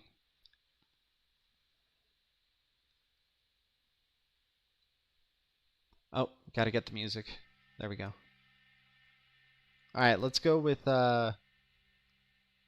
what's down in the past 24 hours. Once again, Pack Protocol, another chance at 0003 range right here for Pack Protocol. This one's been showing a lot of high volatility. It'll be 0003 one day, and then the next day 0006, like instant double right there, right? Instant 2x. But then severe volatility. It's just catching it at the right times. You got to almost like just only focus on this chart if you're into the volatility that Pack is providing in this market. Reaper token cashing out. This one's super high risk. I don't know if I'm even into it, but it's an XRPL token, and it's a severe high volatility type of crypto. If there's more volatility coming for Reaper token, we'll see. It definitely gained a lot though from the 2 pennies range, so it could just go that low as well. There could be profits taken right there with Reaper token, but nice little wake up gain right there. I do suspect that there will be probably another major dump of this token. It's kind of scammy. I don't even know why we're talking about it. I cashed out on RPR. Yeah, I don't know. We'll see what happens with Reaper. We'll keep it on the list for right now, just because it's like a possible high volatility play, right? But it's so high risk. It's not even, you know, let's move on to the next one. We got Akash. Red across the board. I'm really liking Akash, you know, right here. I think it can go down even more, possibly to, you know, something like 27 cents again. If it doesn't dip under 30 though, this is, I mean, we like red across the board at any rate, right? This is a wonderful dip to consider. Super low supply, very low total cap volume, only growing in importance and what it's building on the Cosmos ecosystem. We definitely dig AKT Akash here at this range. Yep, Alchemist likely. XRP will be cheaper tomorrow, dude. XDB dipping underneath a penny. Red across the board. We like XDB at around these ranges. This one shows definitely some very high volatility and possibly already testing historical lows at this point. Remember, guys, most people aren't taking these types of risks at this point because they kept just buying every day. Even if it was green, they kept buying and buying and buying. Or maybe they would buy on a major red day, but then it continued to be red, right? But when we start getting super low historically from the previous all-time high, and it's just been more losses than wins, something's got to give, especially if you believe in digital asset adoption. There could be the next wave of the downside, but people will say that's the last bottom, right? And it just seems too good to be true to be able to predict what the last bottom is. Is it just from experience in the market, possibly? Like you've experienced like moments like this, and then that's why it's, you know, it's easy for you to predict an even lower low? Or is it coming from a side of like, I'm a little overly greedy, I'm trying to time a perfect opportunity and I could just scoop up so much crypto, I got to catch it at the bottom, right? Once again, when you're cashing out on the ups, sometimes you cash out on the low, like lower side of the gains, and sometimes you cash out at the perfect time, right at the top. But very few, either way, when you're getting the gains and you're cashing out, you're most likely in the middle there. You're not at the top, you're not at the bottom, you're somewhere in between, right? So same thing on this downward pull. You know, yes, we can reap massive rewards with predicting that it's just going to go down more in the future. But also, you know, it's tough to predict. It's very tough to predict. Just as much as it is the highs, right? When we're at the highs of this market, it's definitely just as tough to predict the lows. Once again, phone lines are open if anybody wants to call in the second hour. Give a shout out to the Blue Crew. Say happy Saturday. We're talking crypto. We're looking at charts. We're looking for opportunities in the market. We're hanging out. Appreciate you all tuning in. Yep, always darkest before the dawn, and the future is bright, right? The market can stay irrational much longer than you can stay solvent. I'll amend that for crypto crowd, or you can stay irrational much longer than you can stay solvent. Exactly, Alchemist. It's going to be a slow grind down. All right. I hear you, Darcy. I hear you. It's hard to acknowledge it, but you're right. You're probably right. You've been right before. It could just be this little slow grind down, and we just keep saying it's the bottom, and then it just gets worse. Right? Just like when we were, I remember when it was getting so bullish, I was like, guys, this has been months in a row of bullishness. There's got to be, the good times got to end eventually. Right? And we might have been a little bit early with that because it went on for multiple years. It went on into 2022, basically, right? Or close to 2022.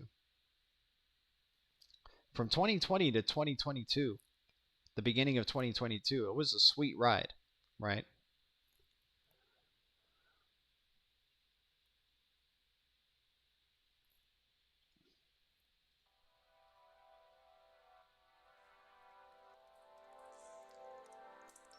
DeFi land at 002. I think this might be a tremendous opportunity here with something that's a DeFi application on the Solana ecosystem. More and more Solana users are using the DeFi land protocol.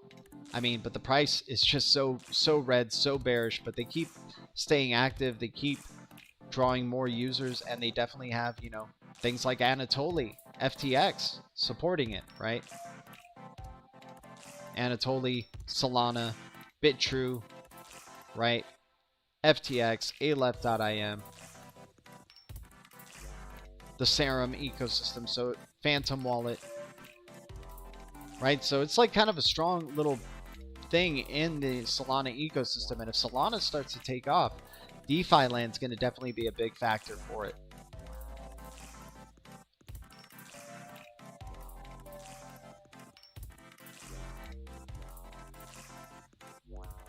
I mean, XRP OG, you're right. I mean, so many factors for XRP adoption to just not stop, right? It's going to just only continue to grow with XRP adoption. And, it, sure, regulatory uncertainty is still out there. But we saw that even with regulatory uncertainty, when people were saying XRP will never hit $1 again. I don't know if you guys remember that in 2017 or 2018 or 2019 or even half of 2020. Of people saying XRP will never hit $1. Hell, even more people after the lawsuit were like, there you go, XRP is dead. And then it goes up to $1.92, right? XRP is an investment just like anything else in this space, right? And the way this investment, XRP, is represented is very different than how a lot of the ones in the crypto space are. So as an investment, it seems like an interesting hedge against the rest of the market in a way, right? While everything else is proof of work or proof of stake, XRP and XLM and other unique forms of consensus, Solana with proof of authority, I think, or proof of history, I mean, and then, many others out there, VeChain with their supply chain focus, but these ones go against the grain, right? They're not trying to replace fiat. They're just trying to be tools for this new digital financial system.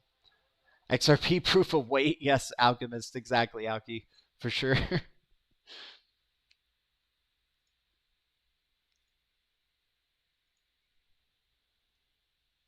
That's a good one. Guys, thanks for the 24 likes. You guys are amazing. Thanks for the 12 viewers. Hopefully everybody's having a wonderful Saturday.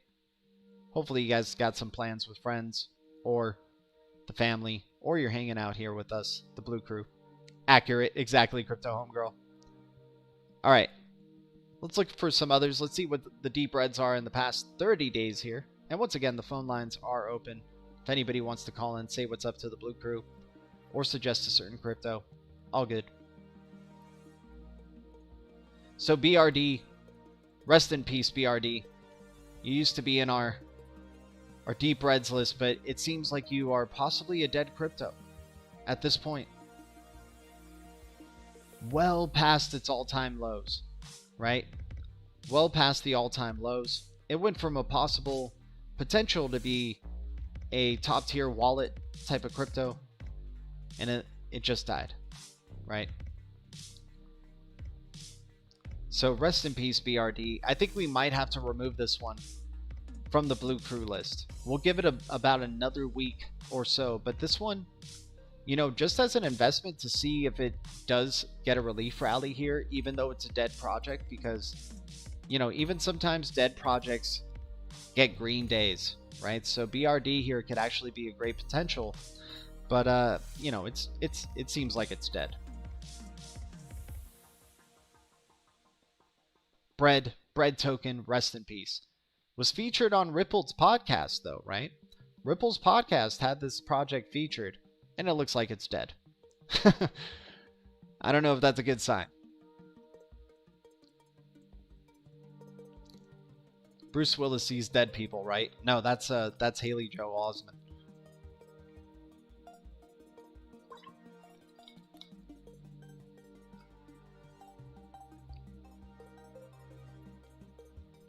The stream when it hit 90 before going back to 11 cents was the best stream yet. That was insane, dude. Insane times. The glitch. Animal. XDB under a penny. We like XDB at around this range, though. Even though it's 94% down on the year. We're going to hold out with XDB here.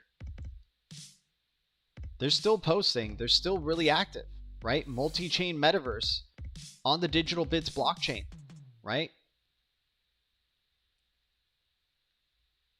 Main chain swap, Digital Bits. So we're liking Digital Bits at around this range, under a penny. And you got, you know, Stellar Network News following them. I mean, you don't really have too many reputable followers here on Twitter, so unfortunately that's not good to see. But Larry King interviewed the CEO of this project. Apparently they have enough money to at least pay David Beckham to be a global ambassador, if that means anything.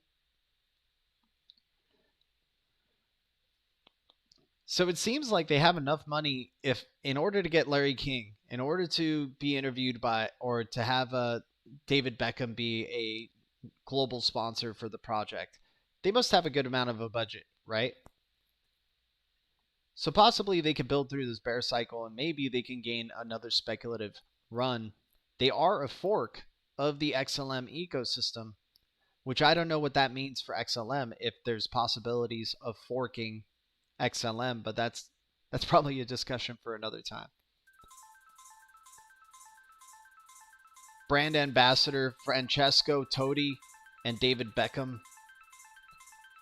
Partners, integrations, right? Exchanges mostly. I don't know. Could seem a little scammy. I understand, but I'm just telling you the information as it is. What makes it kind of interesting. Right? So XDB at underneath a penny, still being active, at least on Twitter. I don't know if being active on Twitter really equates to anything.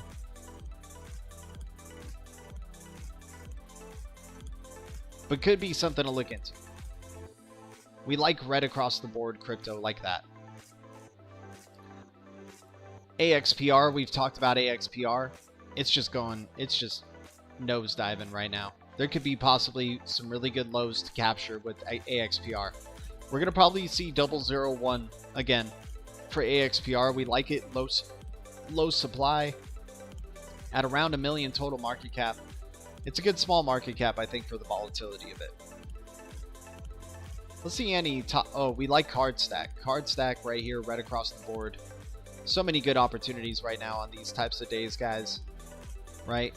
You're buying, if you're dollar cost averaging and buying right across the board, eventually some nice relief rallies do happen. Sometimes they happen a little bit longer for some and sooner for some of them as well.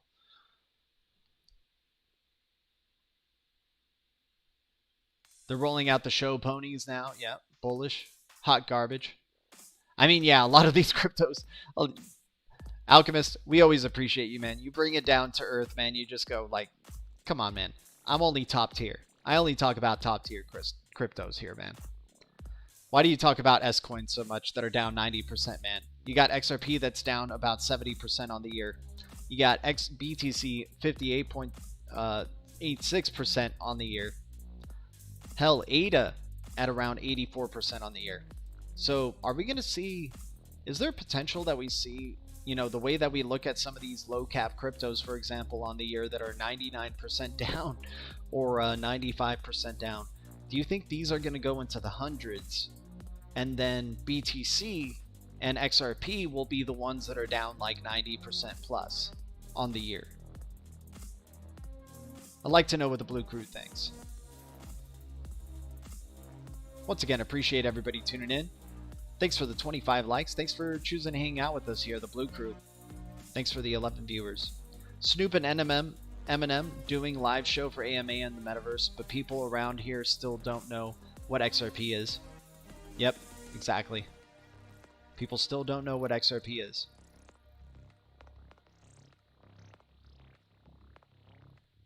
People think there's such a big sound off. This is only on my end. Animal, yeah, I think so. I think so. Let me make sure. Yeah, I think it's on your end, my dude. All right, let's see. Yeah, 101% down. You think it's going to get to that?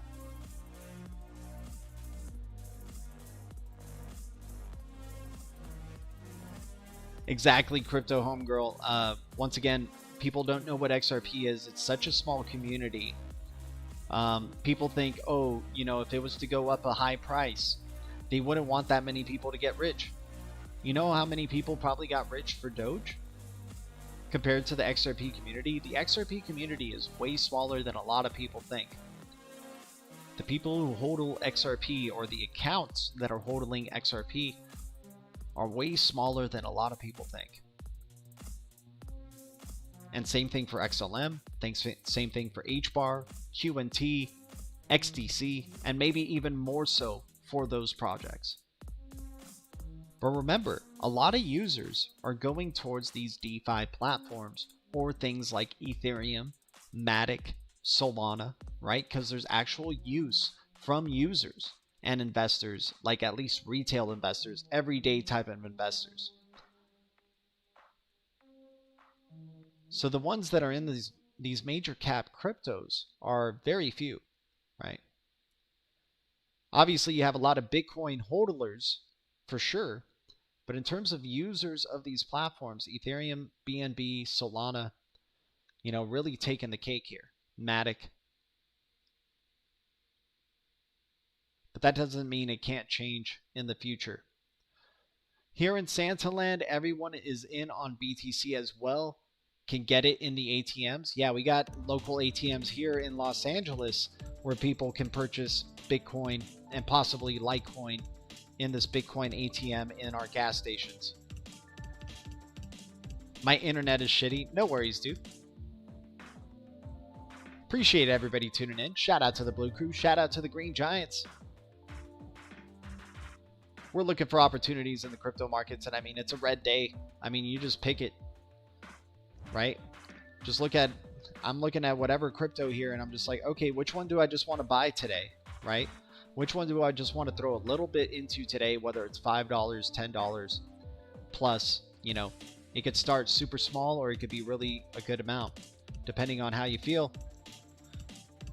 And we're looking at, you know, trying to find the best opportunity even for a relief rally, right? We do believe that we're being oversold at this point and that there's going to be a nice couple of weeks ahead, maybe a start to September or so. Hell, we're looking at things like Songbird, man. We like Songbird here. The Songbird network, unfortunately, it's broken down. It chose to break down out of this ascending cone. But are we going to go as low as 0236 right here for Songbird? And if so, it's going to be bloody, man. Songbird's going to go down to a penny, believe it or not. You're going to see Songbird crash down to a penny range, and that could be its last bottom right there. But TA is at least saying momentum is coming in volume, and MACD is saying selling pressure has been easing up considerably, right? XRP Bags in the chat. What's up, XRP Bags? Good to see you, bro. Shout out to the bag man. He's stacking on stacks on stacks on stacks. He's stacking on stacks. Shout out to XRP Bags. Buying a daiquiri instead, for sure, Alchemist. Yeah, exactly. If you, dude, and that's what Jet Digital was talking about with the XRP community earlier. And by the way, shout out to Jet Digital. Thanks for calling in, man. Once again, the phone lines are open. If anybody wants to call in, just give a shout out to the Blue Crew or say something, you know, about a crypto they like or crypto news or what they're looking forward to. You know, just kind of having a plan when they call in. Appreciate y'all. Try to go one by one. It's not like people are rushing in to call anyway right now. All right. But with SGB breaking down towards the downside here, this could be a possible fake out with SGB still. You got a chance still to close a higher low than this previous low. That's all that matters most of the time. The moment you start to break past this point of 0.2397, that's where it could get even worse, right? That's where it can go to, you know, flat 2 cents and then maybe even dump further in a dramatic fashion to around a penny or so. And once again, it is a small cap crypto. It doesn't matter about its developments that are going down. If Bitcoin is going down or these major cap cryptos are going down, Songbird's going to most likely follow, right? Now I want some rum. Crypto homegirl. But there's reasons to be bullish, man. This could be a fake out. Like if we zoom out, go to the weekly, right? Not much has changed, right? On the weekly, we're still pretty high above our previous low, right? Go from the low to the high right here just to see how far off we've fallen down towards the downside. And we've gone down 78% plus already from the previous low. If we can still find support here, there's still reasons to be bullish in the Songbird. Love earning the passive income on that project and stacking on stacks on stacks on stacks on stacks.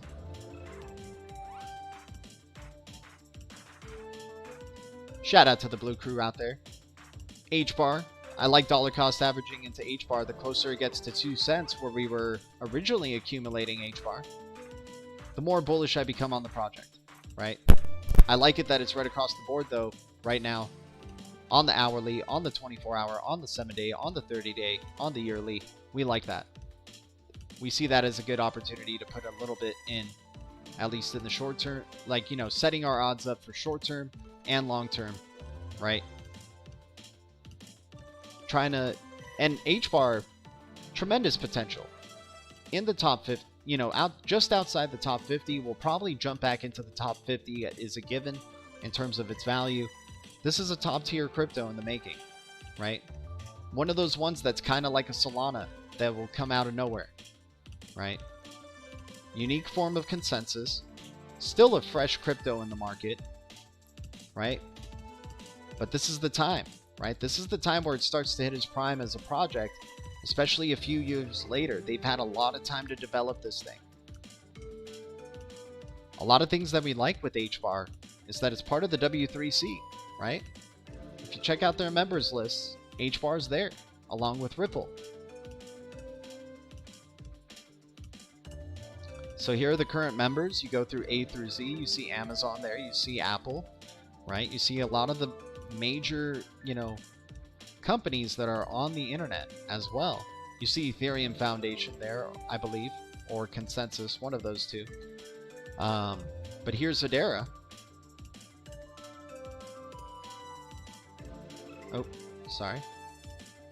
Wait, Hedera was on here. I'm not shitting you guys. It was here. Oh, it might be Hashgraph? Let me see. Interesting. Maybe Hedera is off of it now. Okay. I might be wrong. Let me see. I do remember seeing it on here once, though. But Ripple's on here, which is nice to see, right? Let's go to show that at least, unless they took Ripple off as well.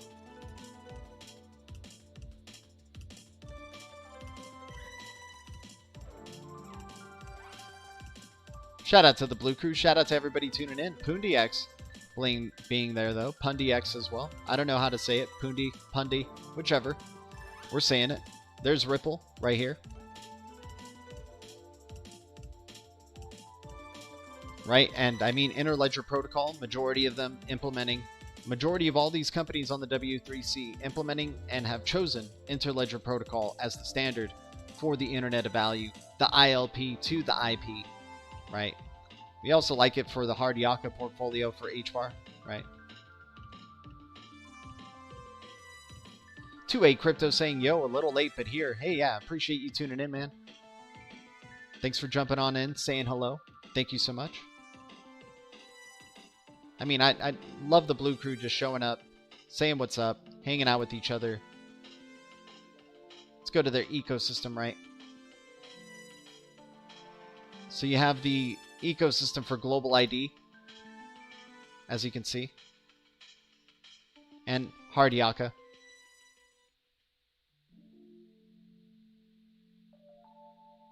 Dwala, Solana, Lana, right? We like Solana being there. FTX, right? Remember, Greg Kidd is very forward-looking, and he's been really lucky on predicting a lot of kind of successes in this space, man. Twitter being one of them, Coinbase, right? And he's going now for FTX, Solana, Ripple.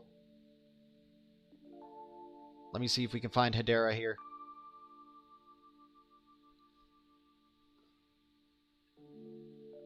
Man, why am I having a hard time? Like, I mean, I wouldn't be searching these if I didn't know that Hedera was in there, but I haven't checked these out in a bit, and I guess Hedera's not there. Can't find them, at least for right now. Invested in Ledger as well. Cold Storage Wallet, Uphold. Right? Maybe this is just for the Global ID ecosystem. Let's check out their investments. Yeah, Robinhood, Coinbase, Square, Twitter, Solana.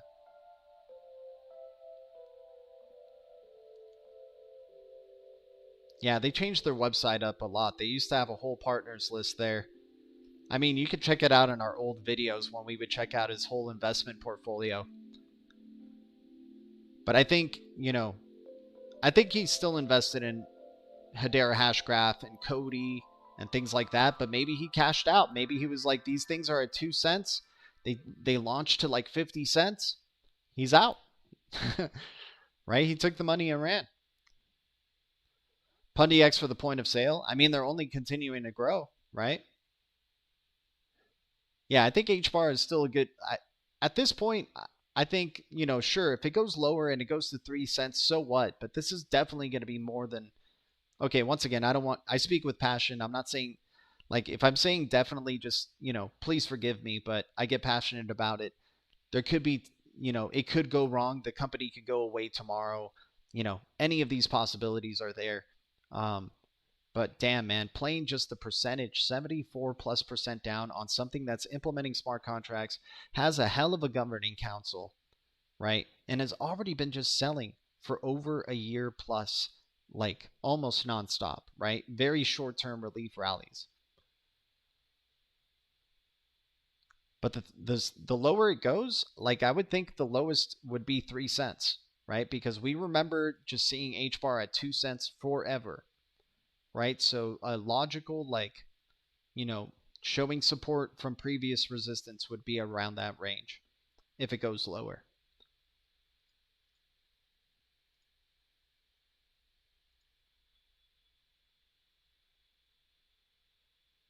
Yeah, Alchemist is like, I'll see you there, man. What's 50% more down anyway, right? At this point, we're all just like jaded. We're just jaded. We're like, all right, we're just going to keep going down lower.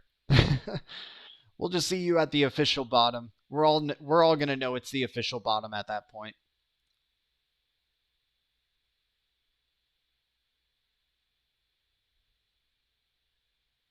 Alan saying, I think 2 cents for HBAR is the reasonable bottom. Like, really just go up 100% and then to come down 100%. But I suppose that's crypto for you, right? I guess that's just crypto for you. Yeah, I think 2 cents is right about the bottom for sure.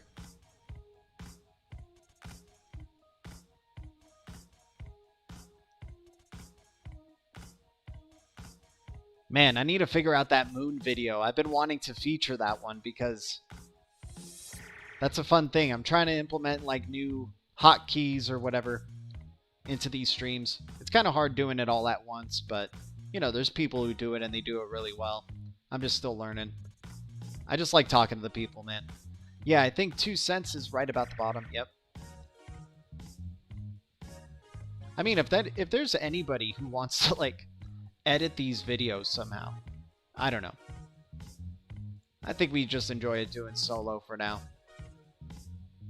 Can't wait till these crashes are over and we start moving up the ladder. Exactly. Exactly, man. But you got to be building during these times, man. This is where we get our thick skin, right? During these red days. And also accumulating, right? Buying a little bit, right? It doesn't mean we have to go all in on this red day and try to make it so risky that we think we're buying a bottom. It's just like, okay, here, I'll throw a little bit of this in there. I think in the future, XRP is going to definitely be higher than 33 cents. If it goes down to 20 or so cents, you know what?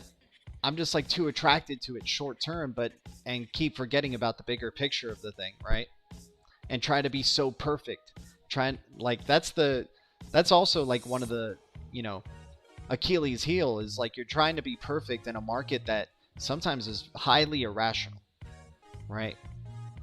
And fluctuates so highly, like, and on unpredictable times.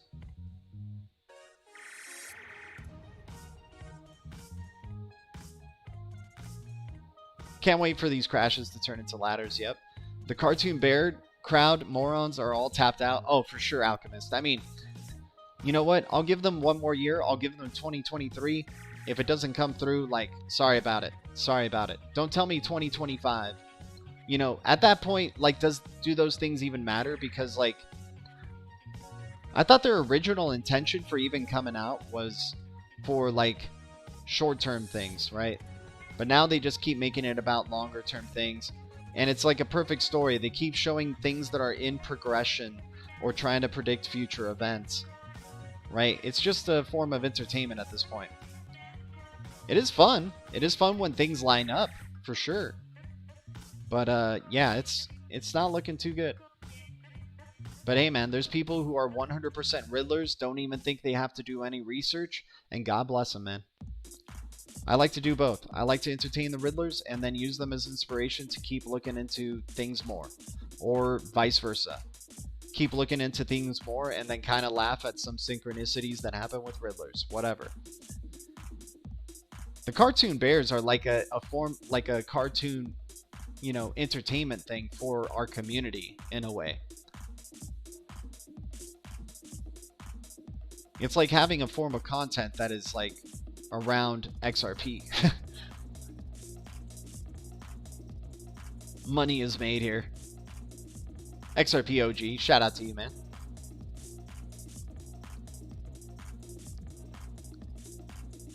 We like taking profits, right?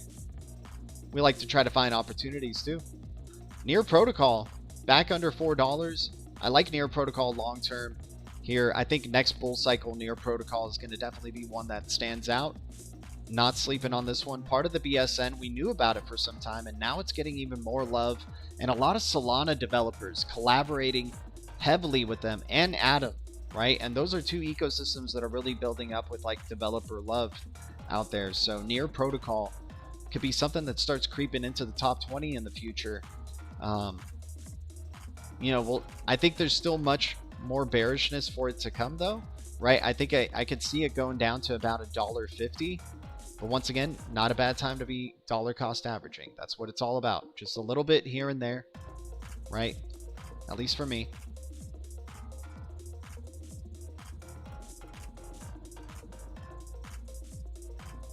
Guys, thanks for the 26 likes, the 15 viewers out there.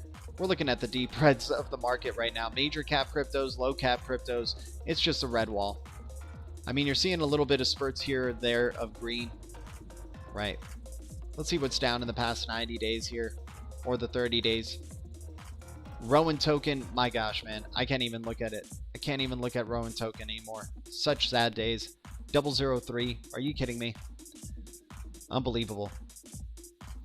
Definitely one of the ones we were wrong about, right? At least in the short term, right? Who knows?